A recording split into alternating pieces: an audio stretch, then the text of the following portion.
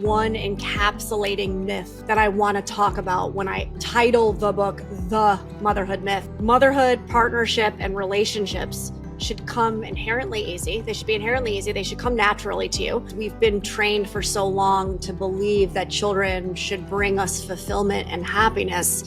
And I look at it very different. I think you are responsible for bringing fulfillment and happiness into your life. Vanessa, welcome back to the podcast. Thank you, Doug. I'm so glad to be back. I'm excited to have you on. I would love to get right into it. Why do relationships fall apart after there's a child involved? I love it. You just go straight for it. Well, I mean, I don't know that we can say there's one reason. I can say that I've seen a handful of reasons that occur over and over again when people come to me, especially for couples work. I think a lot of it is societally, both men and women are raised to fit within very specific roles. And obviously, speaking as a woman, the role that many women are taught is to be the caretaker, is to be the kind of emotional gatekeeper, the one that like keeps everything afloat. It's the one to make sure that everybody else is good and happy and taken care of, usually to the detriment of themselves. And so we are in our relationships functioning the same way. And then when we have children, a lot of times women are unprepared for the fact that once I have a child who needs me 24/7, I can't act in the same way to this partner of mine because I don't have the capacity. I don't have enough left to give. And so there's a lot of times there's this complaint of a feeling of what's the word? I'm losing my word right now. Like they're competing. There's a competition type energy, a competitive energy that enters where a lot of women, new mothers will say, I feel like my partner is competing with my baby, basically, for my attention. And no matter what I do, I can't keep everybody happy. So that's not the only reason, but I would say as a good start, that's something that I hear quite frequently. And how can people hedge against that so that when they do have a baby, they can minimize the downfall, the potential downfall of the relationship? Yeah, I mean, I think it's really important for all of us to be doing, the work that you're leading your community and doing. I'm leading my communities and doing this work of like building a sense of self, of establishing that sense of self and knowing who am I, where do I end, where do you begin, what are my boundaries, right? All of these things that we work on in more of the therapeutic space. Some of that is so important to do prior to having a child so that you're already comfortable, again, like prioritizing yourself, or you're comfortable saying no, or you're comfortable saying, hey, you know what? That's not my work to do. That's your work to do. Or you're comfortable saying, here's what I'm willing or capable to do, and here's what I'm not. Because if you're trying to figure all that shit out when you're also sleep deprived and trying to keep this being alive, it's going to be exponentially harder. And I think one of the things that I'm sure helps as well is like letting go of the shame of going through this and understanding that to a certain extent, some of this is normal, like feeling like you're Yes. sleep deprived is going to be normal when you have a newborn, feeling like your relationship isn't as connected as it was before is probably normal because there's another human being involved now, and Mm-hmm. feeling like a failure because you want to live up to these crazy expectations that are put on us. I think just getting to a level of acceptance with that, I'm sure helps alleviate some of the pain because you feel like no one else is going through this, which is why I love your work. Oh, yeah. Oh, yeah. Yeah. I mean, I'll tell you, when I started writing this book, I was trying to figure out what is the one encapsulating myth that I want to talk about when I title the book The Motherhood Myth. And honestly, I think the encapsulating myth here is that motherhood, partnership, and relationships should come inherently easy. They should be inherently easy. They should come naturally to you. And they should also fulfill you in every way. And if they don't, there's something wrong with you. Right. So what you're saying about the shame is so true because in all areas of our life, shame is such a perfect weapon to control and to keep us kind of heads down in our shame spiral, doing what we're supposed to do, not questioning systems, not looking around going, you too, you too, you too. So if we start saying, oh, it's not just me, you start to release that shame, and then we can start to change these systems. We don't have to suffer in these same ways.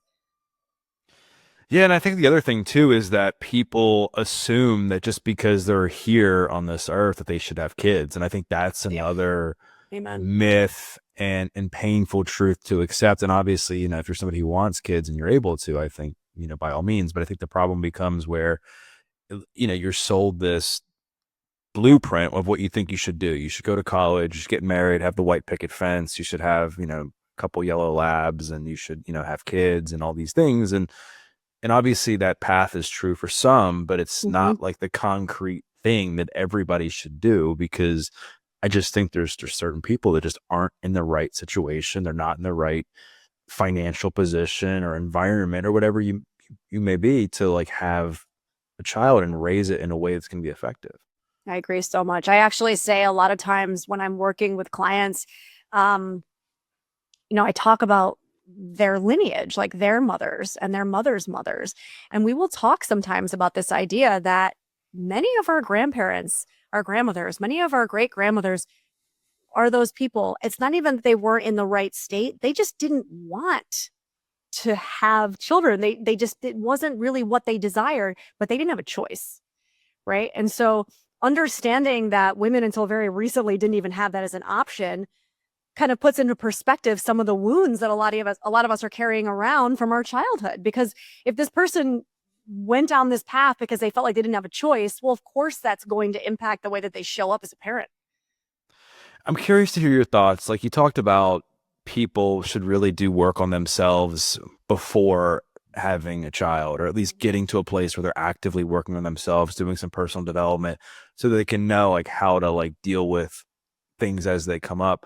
Is there a place that you think people should get to like emotionally and mentally before they consider having a child? Because I think what has happened is that they're in a relationship and the relationship maybe isn't going very well. And they're like, oh, let's just throw a baby in the mix and Mhm. that'll fix everything.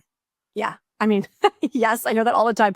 It's usually one or the other. It's like we're so in love that we think that the next best step is to have a baby, but we're in love, but we haven't done the tangible work of like building a solid foundation of a relationship, right? Which is so much different than just being an early love stage.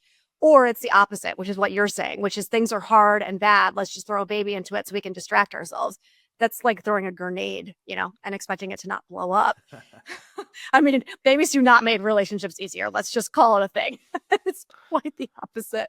But no, to answer your question, I don't think there's not like an end goal per se, because I think at the end of the day, our relationships, including our relationships with our children, actually catapult us into the next phases of our self development. So, we can only get to a certain extent or a certain place, and then we're going to be in a relationship or we're going to have a kid and it's going to continue to push us.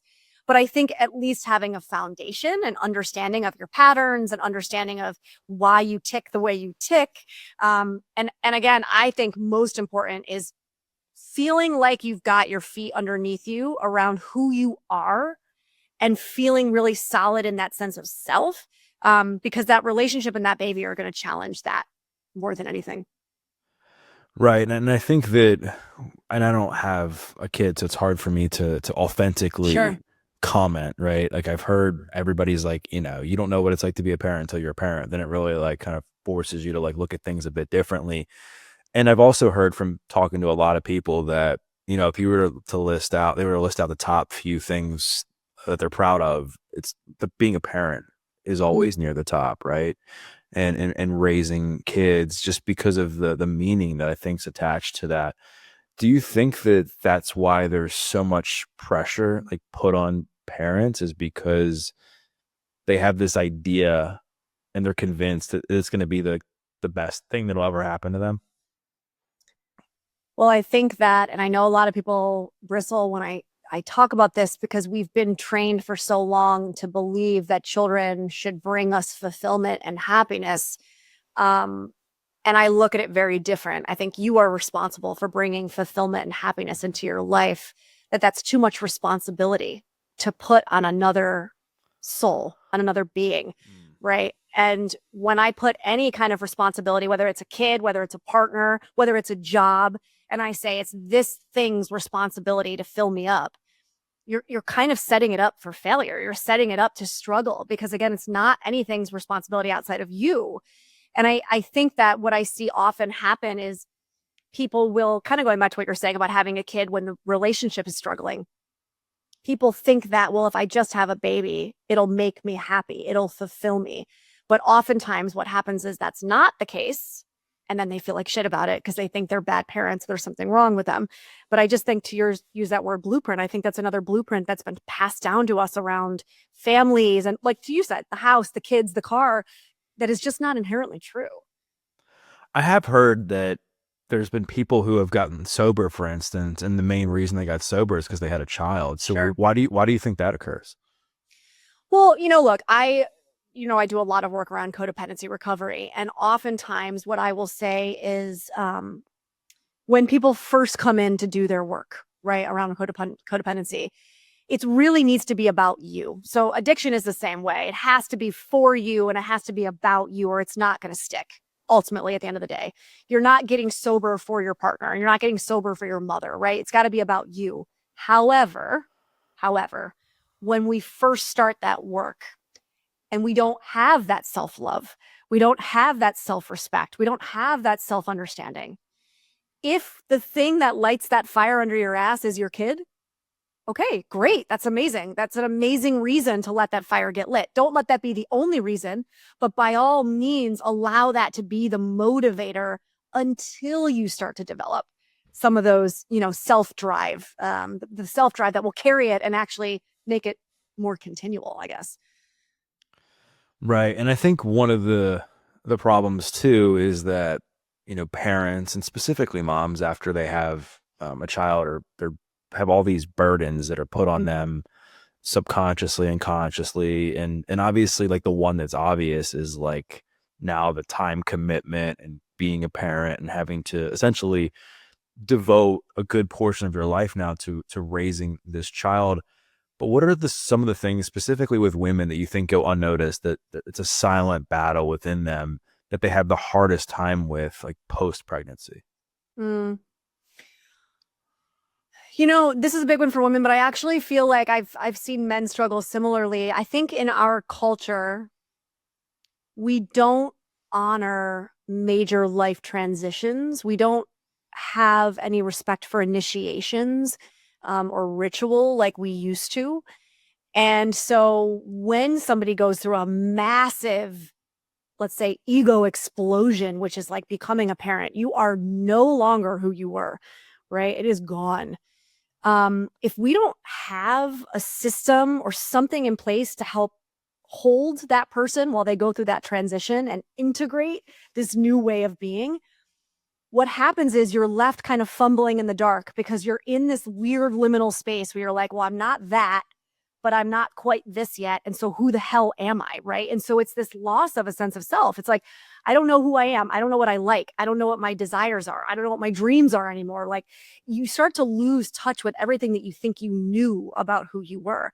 And I think it's similar for men, but I think because of the physical and hormonal changes that women go through, I think it's exponentially harder in that way, that like ego death slash like new identity development for women.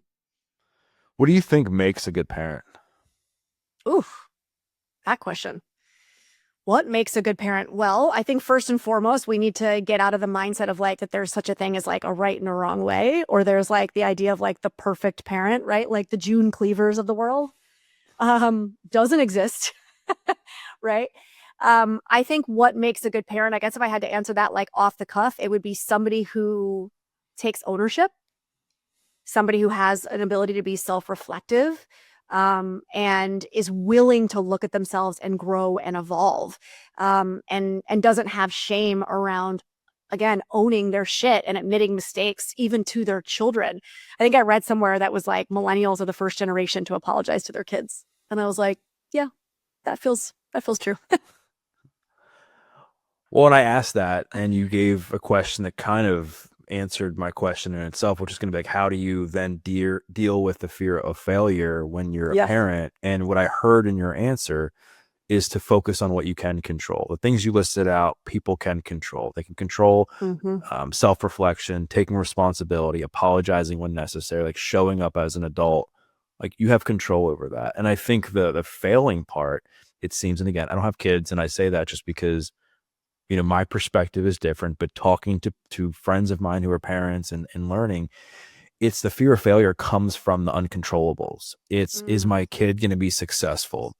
What school is my kid going to go to? Is my kid going to be a doctor or whatever? And those things you can't control, and they think that that's what's going to determine whether or not you're successful as a parent. And so I'm really glad we're going down this path, because I think it's important to focus on what you can control, and showing up as a role model for your kid and how you would want them to behave, I think is so important. Yeah. And what I often say to people is kids learn by what they see, not by what they hear. So we can't verbally tell our children who to be. We can't verbally tell our kids to act this way, don't act that way, apologize, share all these things if they're not watching us do the same. So going back to this idea of like, what does it look like to be a good parent? Well, I think partly it's again, it's ownership of self. And it's like doing this self reflective work because my daughter is looking to me to understand how to be a woman in this world, to understand how to be a parent, to understand how to be a mother if someday she wants to be one. And so if I'm not honoring myself, respecting myself, challenging myself, evolving, right, owning my shit, then she's also not going to learn how to do that. And so I think, again, going back to this idea of like, what does that look like? Well, it looks like doing the work on you because that's the most important kind of influence that we can have on them. It's so true. And one of the other, I guess this is a different flavor of why having kids can lead to divorce, is that, Mm, parents will often put their kids on pedestals and will essentially do everything for them. mhm. And it's like they have sports practice, they take them to sports practice, take them to school, they do this, they do everything. And there is no identity in their own relationship anymore. And then when the kids grow up, it's like now there's like two strangers kind of sitting next to each other. Mhm. Um, how can people effectively avoid that trap that so many parents fall into? Yeah, I mean, I don't know that this is an easy one to answer only because I think it's important for us to look at how we got to the place that we're at. In the book, there's a whole part where I actually go back and I do research on like the different parenting styles of the generations leading up, right? So we're all byproducts of the generation prior to us. So what happens is we've got a bit of a pendulum swing that goes back and forth. And for many Gen X and especially elder millennials as well, where we were the ones, we were called the latchkey kids, right? For a reason. Many of us were raised by young boomers or boomers. And there was look, I'm speaking generally here, but there's a very specific way that that generation parented. And in many ways, it was a very hands off, very emotionally disconnected way of parenting. So now what happens? Well, what happens is you've got this pendulum swing where our generation of parents is now essentially losing themselves, losing their identities in their children because they're trying to overcompensate for the way that they were parented. So now we're putting so much emphasis and we're like, it's the helicopter parent, right? That we lose ourselves. And well, we have now a new generation, right? We're watching how that parenting is actually playing out as this next generation is growing up. And guess what? It ain't pretty, right? We've got now the most anxious generation we've ever had. We've got now the most depressed generation we've ever had. So if we're asking, like, how does that not happen? Number one, I think it's important to say, well, why are we doing it? Number two, I think it's important to say, we're starting to see the outcome of that type of parenting and it's not super great. So maybe that can be a little motivation to pull back, but also to your point, the kind of impact it has on your relationship, not just with your partner, but with yourself. right? Because at some point, parenting is not going to be your number one thing, your number one role. So who are you outside of that? We're not talking the first 5 years of parenting.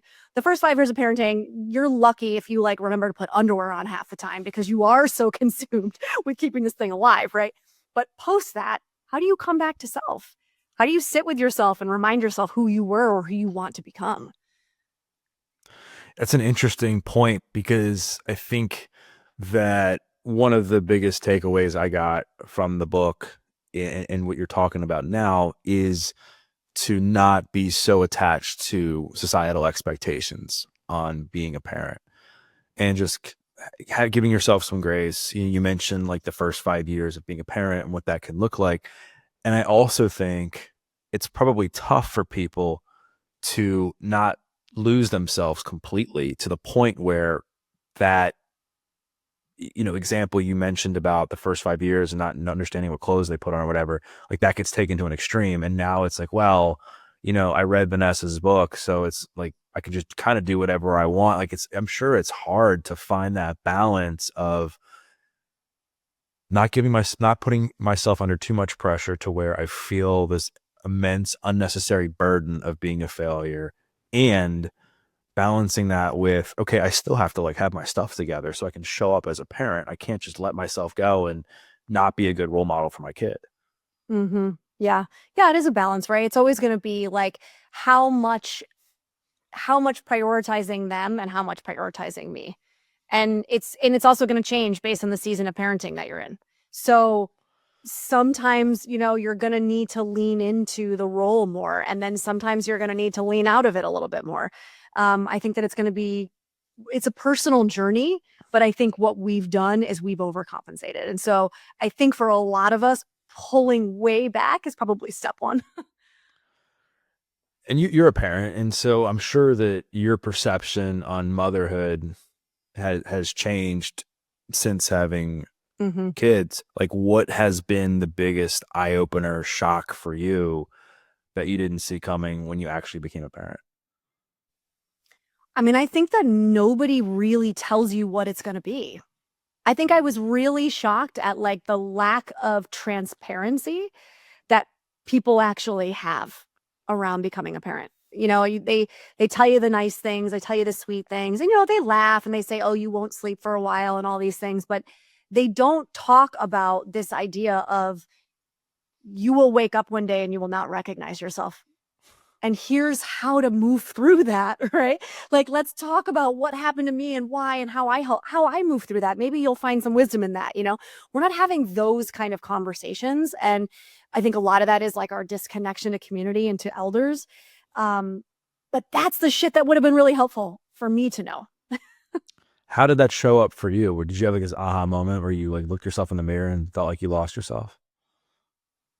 Yeah, I mean, I think that I had an idea of what it would look like. And then I think I had a real like cold shower of like reality. And there was like an incongruency in that of like, wait a second, I never heard anything from anybody that looks like this, right? So again, maybe I'm doing something wrong. Maybe it's me because nobody's talking about it, right? So for me, I don't know if it was like one specific tangible incident. I mean, I also had my kid in the peak of COVID, so it Mhm. was turned upside down on its head as it is. Um, but I think it was, you know what I will say? It was tangible in the feeling of being overwhelmed and touched out. I think for me, that was the aha where I was like, nobody fucking talks about this. Excuse my language. Yeah, I bet there was a lot of Instagram versus reality moments.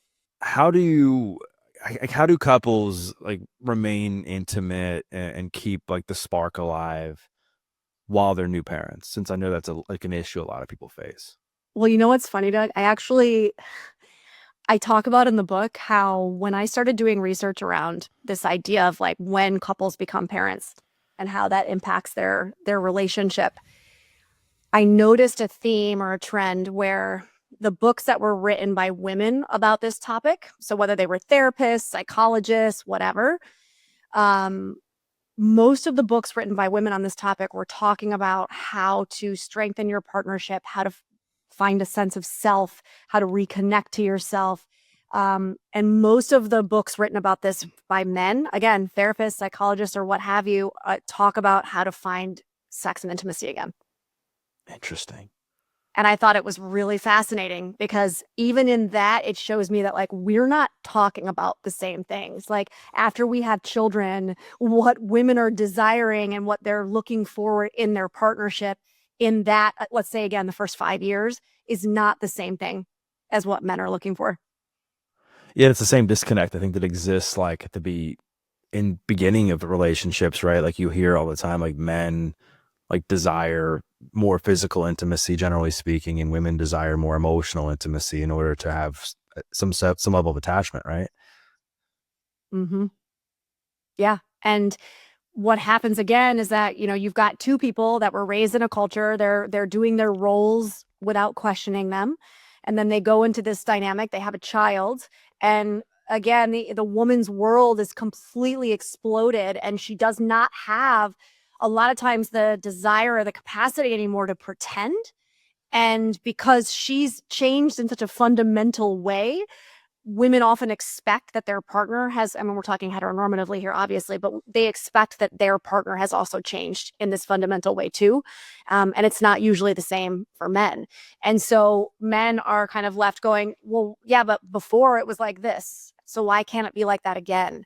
And oftentimes women are going, it'll never be like that again because I am not the same person I was then, you know? Right.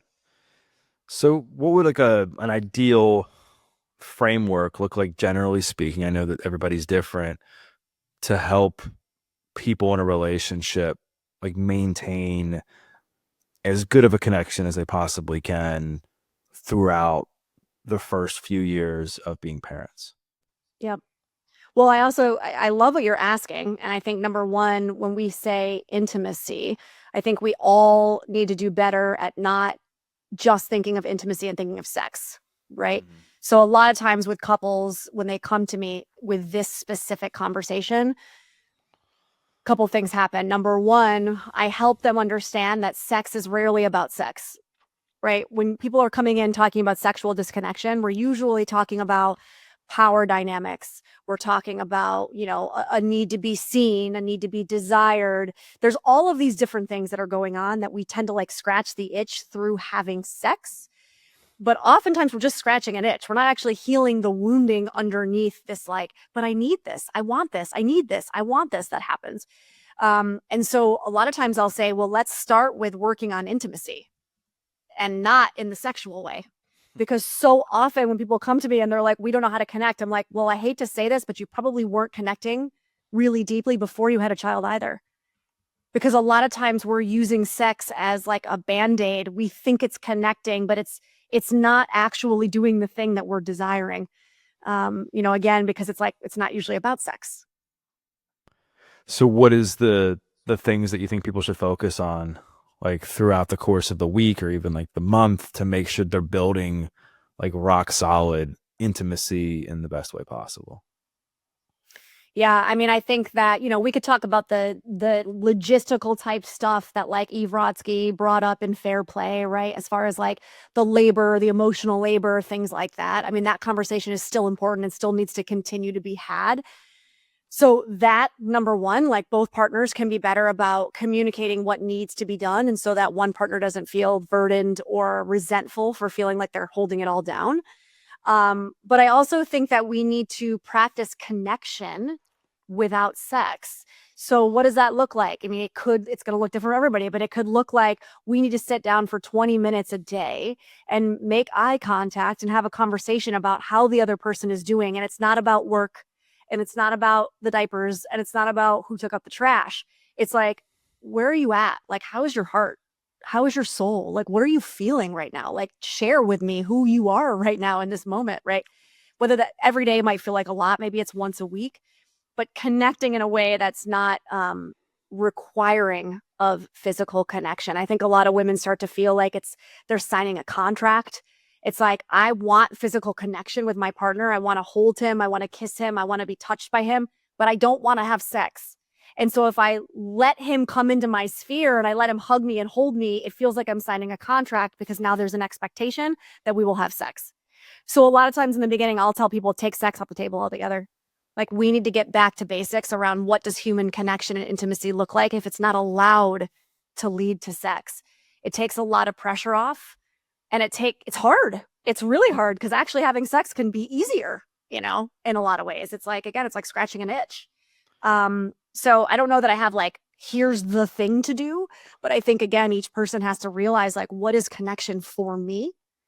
And then we need to attempt to kind of insert that into our relationships without sex on the table sometimes. Have you read the book or seen the book, The Seven Levels of Intimacy? Mm-hmm. This guy, Mm-hmm. Matthew Kelly. I read it a long time ago, but Oh, he essentially talks about that. I think that like physical intimacy is just like the gateway to, I mean, not the gateway though, like very, you're just touching the surface. It's not like real intimacy. Like real intimacy is like being able to like share like your, like be vulnerable with your partner and share like your struggles and what you're going through and having like real and raw conversations. that's right. That's right. And I also think that, so often we as a society are really bad at knowing the difference between desire and craving. I would say to some extent, we're all addicted to something, right? Which is why my codependency work, I say, like, we're all codependent in some way. And codependency is just another form of an addiction. So a lot of us aren't able to discern internally, is this a craving, which comes from a sense of lack, by the way? Or is this true desire, which is me desiring to connect to this other being, like to their soul? And so oftentimes sex will leave you actually feeling less connected on the other side of it. Because if somebody is doing it because they're craving the other person on the other side of the connection, that sexual connection, that person who is like the itch that got scratched for the craving feels it. Mm. They know. And this happens a lot with women, and this happens a lot after women have children. We start to feel and to realize like, oh, he just wants this because he's not really sure how to feel connected. And this is the way society has told him that he is allowed to feel connected and vulnerable and emotionally deep and spiritual. And so I've been playing this role for him, but now it feels different. And now I can tell that there's a craving to it. Right. So, I mean, talk about having kids as like a gateway or a portal. Holy shit. It blows up all of your perceptions around like, what did I used to do to like satiate these cravings? And do I still want to do that? Is that the kind of person I want to be? Right. So, sex is loaded. There's so much that goes into it. It's interesting. Talk about the difference between craving and desire. And then on the second part of that question is how can you like what are some like small things people can do on a daily basis to increase desirability in their partner? Mm. When you say increase desirability, you mean like I want you to desire me and I want to increase that, I mean, or I want to desire you more? I saw a clip Yeah. from Dak Shepard's podcast, and they were talking about they had Shaq on, who I love, and he was talking about they were talking about how they had this like a sex therapist on. They were talking about chore play instead of foreplay, and I thought that was really Yeah. interesting because Yeah. you talk to you talk to a lot of people, they'll say, if you want to be more desired by your partner, like specifically, like if you're in a heterosexual relationship with a woman, like um, do stuff around the house, right? Like get stuff done, make her Mm. life easier. And I just wanted to kind of know your thoughts around that. Yeah, I think that this idea of chore play, I think what that's doing is that's signaling to the woman that you see her, you respect and value her time, that you look at her as an equal person in the dynamic and in the home. It shows that you're attuned, which a lot of men are not raised to be emotionally attuned. So when they come to their partner and they say, well, I'll help, just make me a list, all that does is just further make me understand that you don't have the capacity or maybe the desire to look around and attune to what needs to be done, right? You're still wanting me to do that for you, which by the way is what a mother would do Mm. in a household. So you're wanting me to continue to stay in the role of mother, including with you, which is not sexy and does not lead to feelings of desire. I can tell you that right now. So that's where tour play comes into that feeling of desire, because what it's doing is it's giving all those signals, again, respect, and I'm not your child. I can do this on my own, and I can attune to the needs of the relationship and the partnership and the household, right? I think another way of kind of creating desirability for men in particular, again, if we're talking about that dynamic, is having a purpose. It's very, very attractive to the feminine when the masculine feels very grounded in a sense of purpose, and a sense of purpose that doesn't have to do with her, a sense of purpose that is bigger than himself, right? What do I want to be in this world? What kind of imprint do I want to have? What kind of lasting effect, do I want to have? And it doesn't have to be huge or grand, but to see somebody passionate about something that's bigger than themselves is quite the aphrodisiac. And I think, unfortunately, in our very like stripped down world, a lot of us have lost purpose, you know? 100%. And I think we need to really get behind this idea that you just shared, that, couples should be a team. They should have each other's back. Like that's the most important thing, like through thick and thin, like be there for each other. And, I've heard of several stories from guys that I know that are now either divorced or going through divorce, that were the breadwinners, made more money. The wife, either stayed at home or maybe, had a job of her own, but like he thought his primary like reason or primary contributing factor was the fact that he was like making the money. And it was a huge regret, because what happened in a couple of these situations is that person ended up losing their job. And then now he Mm, is now not doing stuff around the house, not supporting her at home, and he's not working. So that it obviously created a massive disconnect. And I think if you build the yeah. foundation, if you show support at home, and you feel like, and take money. I mean, money's important. I mean, I don't want to not say it's not, because it's definitely important, but it's not as important as the foundation that's built at home. Like the foundation that's built at home can survive hard financial times, but when there's no foundation, I think that's what makes the hard financial times ruin relationships. Yeah. And I think what you're talking about here is something that I say often. I find it so sad that the way that we discuss things like patriarchy and capitalism, like patriarchy has somehow become synonymous with men. And that's not what it is. Like these systems of dominance that we live in, patriarchy being just one of them, capitalism just being one of them, right, have taught men that their entire purpose is being a provider financially. So that's so sad for men, because what does that leave you, right? So in these examples with your friends, your friend loses their job, and suddenly they're at home, and they, number one, I can't imagine internally what they're feeling like, because they feel like they've lost their sense of who they are, their sense of manhood, their sense of purpose, right, as a human being. And what you're saying is that that shouldn't be your only purpose. Like you should also be pouring into other areas of your life, which should include your partnership, ideally, which should include your children, ideally, right? But we don't teach men that that's important, and so it makes sense that they would struggle. And this is why I say often, patriarchy is a bad deal for everybody. It's not just women. Like it really it cuts all of us off at the knees as far as like the development of the soul and development of who we could really be. You know?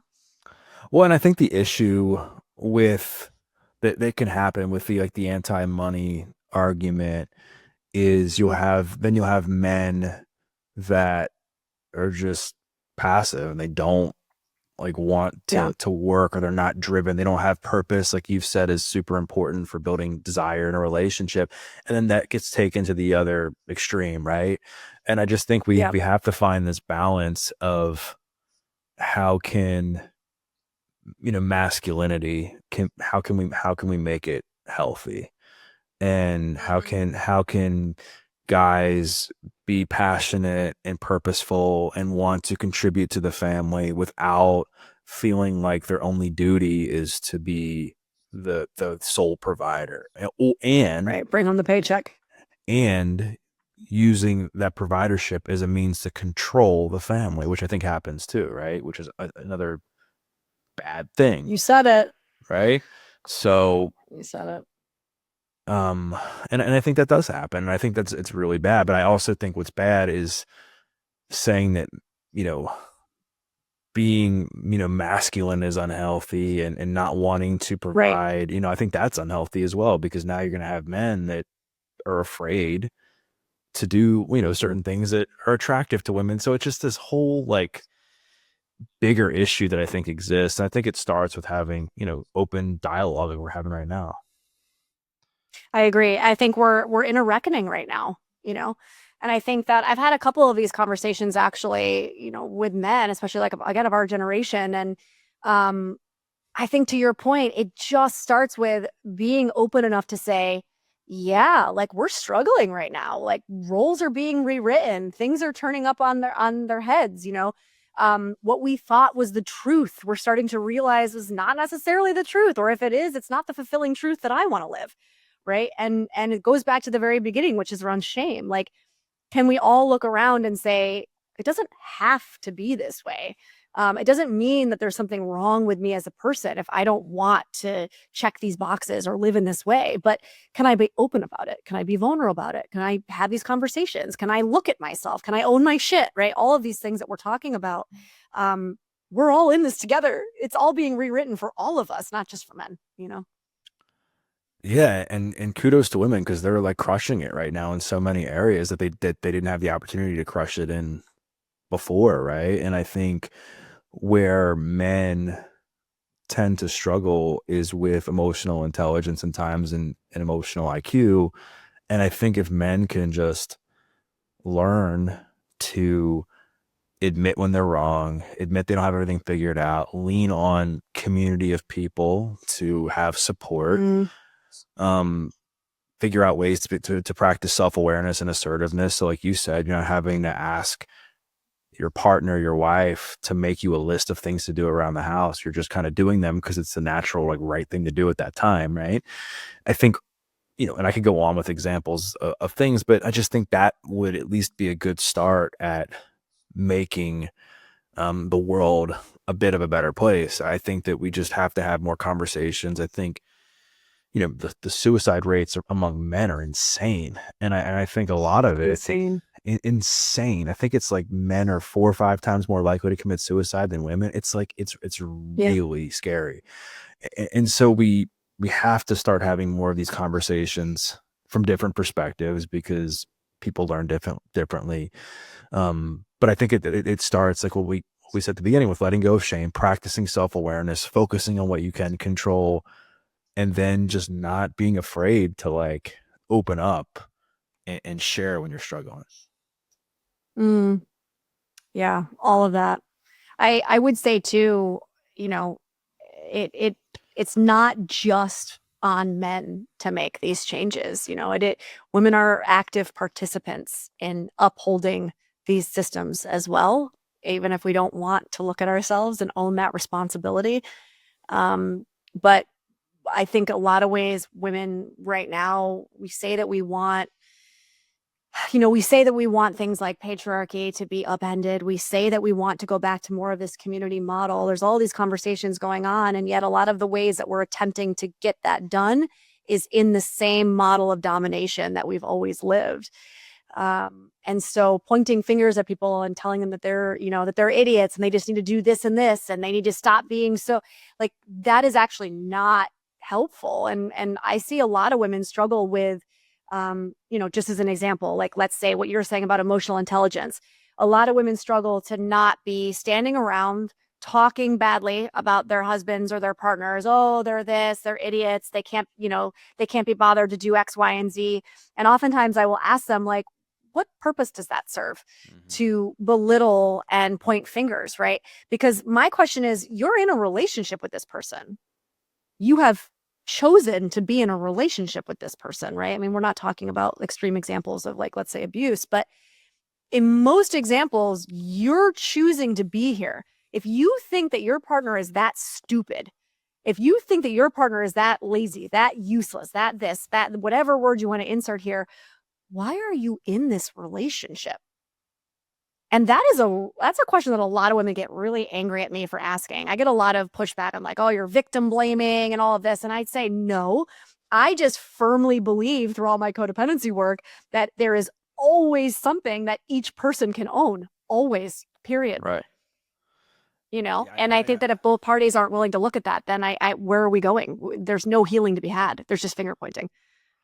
and the way you say it, it's like we have to be more in a partnership, and we have to work towards working together and not just having, men or women like dominate the world in itself, right? Which I think makes total sense. I think we need to have some semblance of unity.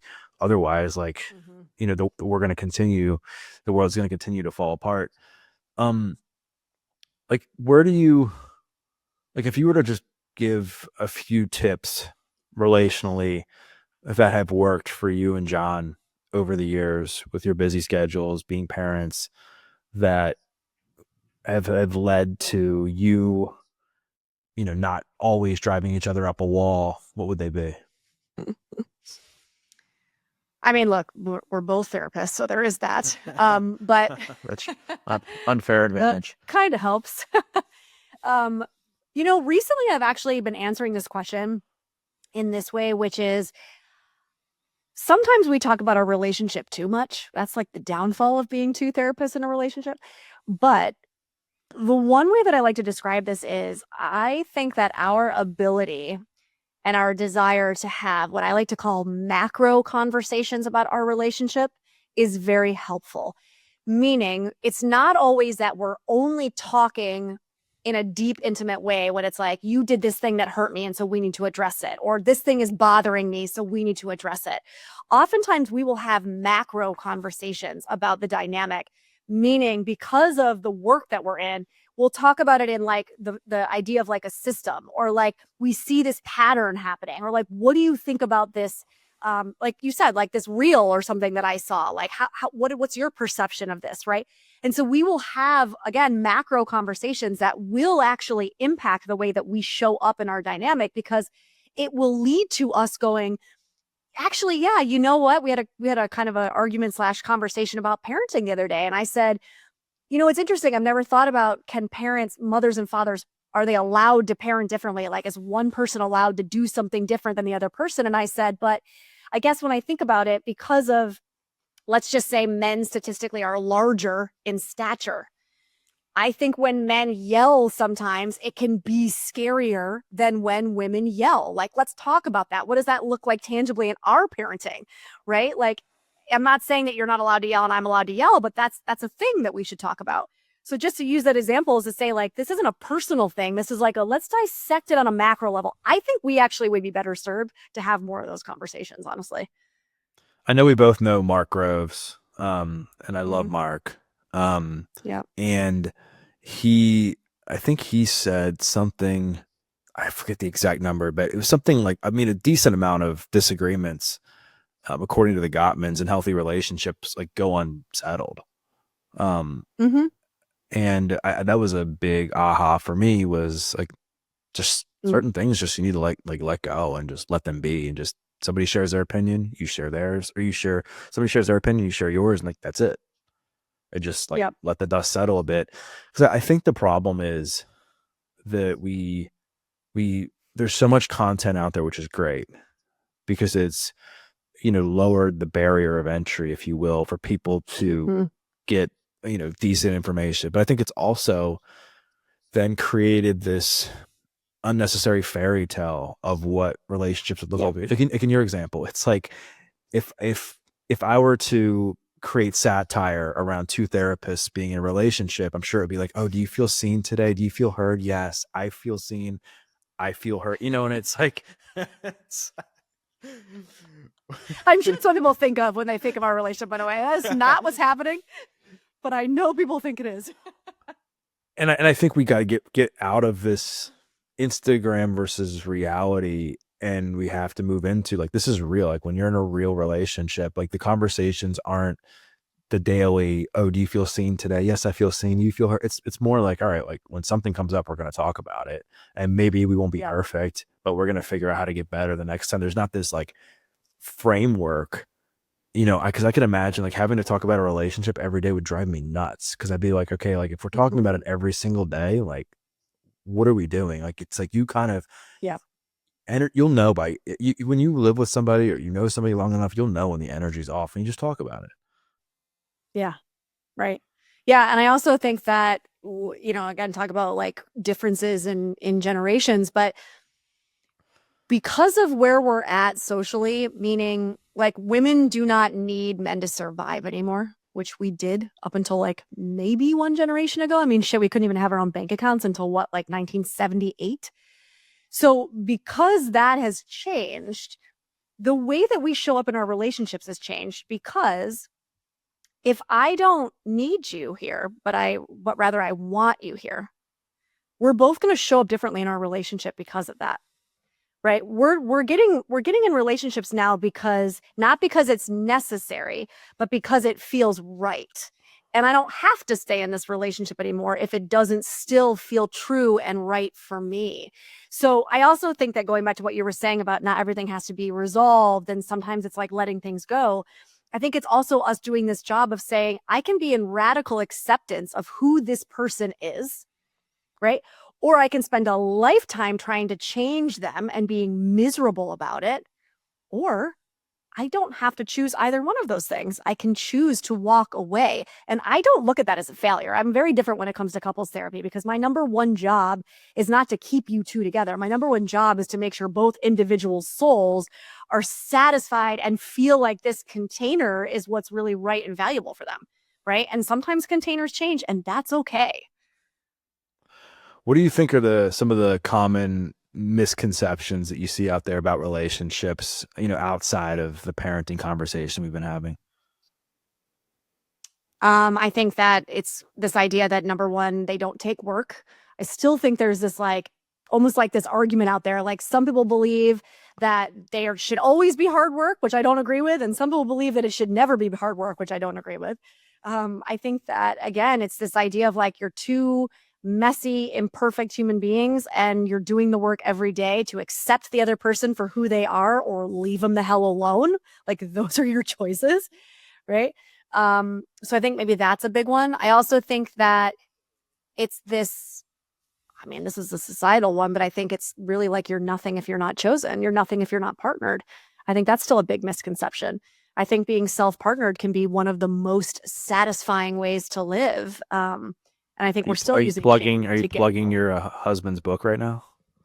Oh, well, I actually should. I wasn't, but I should. Single on Okay. Purpose by John Kim. But yeah, right? It's like we're in this idea still that like the like being partnered is our baseline.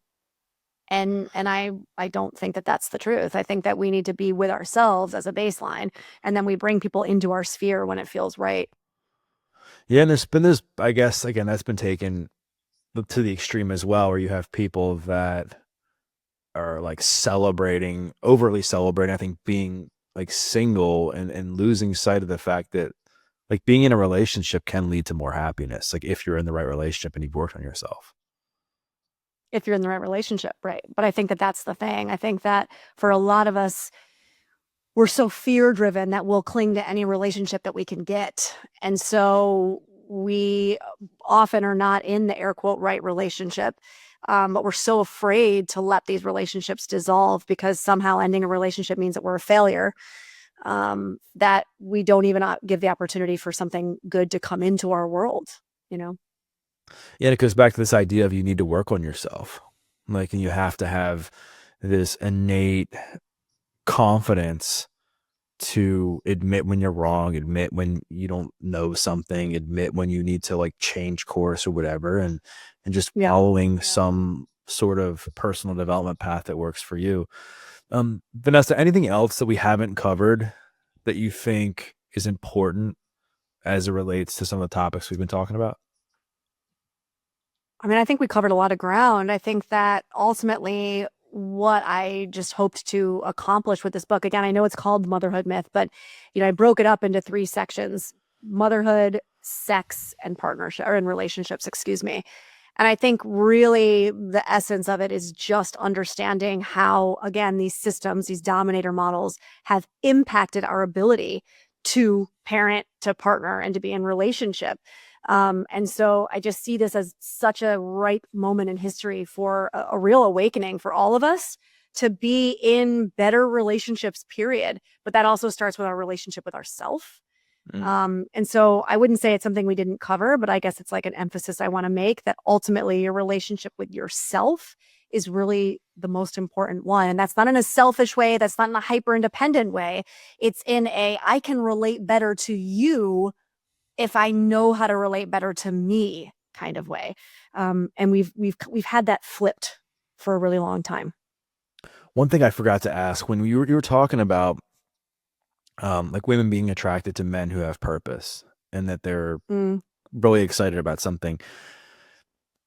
Do you think that's why? I mean, you'll hear times where like women tend to they like men that are successful and stuff, and we've heard that talked about extensively over the years. Is that why? Is it because there's that drive and purpose and passion around that, or is it also because of biologically they feel like they're can be protected more by a guy who's successful and financially successful? I mean, I don't know if you can answer that question in a black and white way, because again, it would require us to not look at the systems that we live in. So I don't know if it's biology so much. It's like asking a fish to know that they're in water, right? Right. And so I think part of it might be like, oh, I'm attracted to this person who has drive and seems like they have purpose. I think when we add the money aspect onto it too, I think it would be impossible for us to say that there's not some kind of capitalist drive in there. And listen, women, again, people get really mad at me when I say this, but women are some of the biggest upholders of patriarchy that there are, by the way. And so if this man seems powerful, well, by association, that also makes me powerful. And so white women in particular can be very guilty of this, because so long as we're playing the game, we're only second in line, which means we're still above other people. We're still above other genders and races and all these other things. And so I think it's just important for us to continue to check in personally and ask ourselves, what is that? What is that desire? Why do I feel like that's something I want? Like questioning, right? Where is that coming from? Going back to this idea of like craving or desire, it's like we need to know what that is for ourselves. And it comes with self-awareness, comes with questioning. Self-awareness and self-questioning, name of the game. Well, Vanessa, thank you so much for coming back on the podcast. Thanks so much for coming back on the podcast. Really enjoyed our open conversation. I think my audience can get a lot of value out of this. Thank you, Doug. I always appreciate it, and I love our conversations. Today's guests are husband and wife, John Kim and Vanessa Bennett. Part of why John and I talk about how happily ever after is bullshit is exactly partly related to that question, which is like, what's the thing it takes? And it's like, well, sometimes it doesn't take anything. Sometimes it's actually more about us excavating this kind of bullshit idea or narrative that we've been fed by society.